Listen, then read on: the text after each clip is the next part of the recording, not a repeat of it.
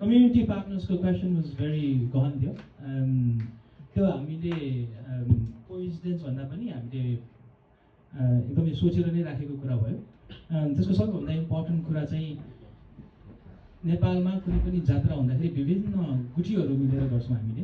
त्यसै गरी हाम्रो 5वटा आफ्नो 6वटा आफ्नै ब्रान्चेसहरू छन्, आफ्नै 6वटा ब्रान्चको आफ्नो कामहरू पनि छन्।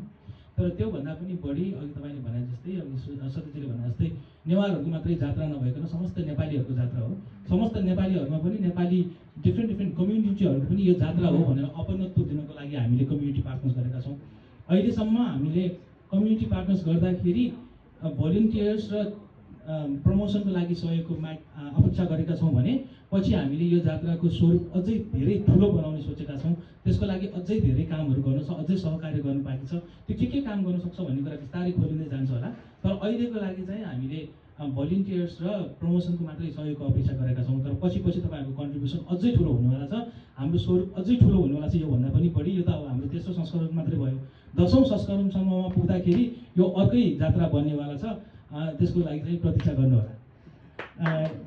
एउटा कुरा त्यो भयो। अर्को कुरा तपाईँले सुशीललाई सोध्नुभयो, हो हामीले यो नेवारको मात्रै जात्रा भनेर होइन, त्यसमा पार्टिसिपेट हुनेहरू अरूहरू पनि हुन्छ भन्नुभयो।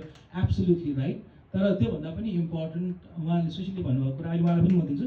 तर त्योभन्दा पनि इम्पोर्टेन्ट हामी सेन्स अफ बिलङ्गिङ, हामी आफूले यो जात्रा इन्जोय गर्नु इम्पोर्टेन्ट छ। किन भन्दाखेरि नेवारहरूले धेरै जसो क्वेसन तपाईँहरू जात्रा किन गर्नुहुन्छ भने आउँदाखेरि, किन भन्दाखेरि नेवार जात्रा नगरिकन बस्नु नसक्ने भएर हो क्या, अरूले गर्नुभन्दा पनि भन्दा। अनि त्यो हामी अझै पनि त्यही फेजमा छौँ। एकदम इनिसियल फेज हो, भर्खर तेस्रोचोटि भयो। जात्रा नगरिकन बस्न नसक्ने भएकोले यो गर्ने भयो। तर हामीले त्यसै भनिरहँदाखेरि विभिन्न काउन्सिलका मान्छेहरूलाई हामीले बोलिरहेका छौँ। आफ्ना नन नेपाली साथीहरूलाई हामीले जहिले पनि इन्क्लुड गरिरहेका छौँ। त्यो मात्र नभइकन अक्सफोर्डमा केम्ब्रिजका एकाडेमिक्सहरू, नेवारका एकाडेमिक्सहरू आएर हामीलाई रथै बनाउनलाई पनि सहयोग गर्नुहुन्छ।